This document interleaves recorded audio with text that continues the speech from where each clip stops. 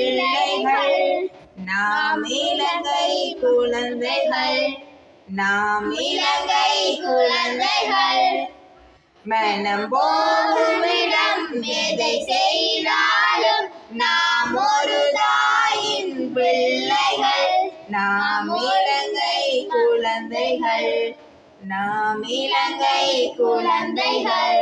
நெஞ்சமகிழும் நல்லிதயங்களே, நாம் ஸ்ரீலங்காவின் மக்கள்.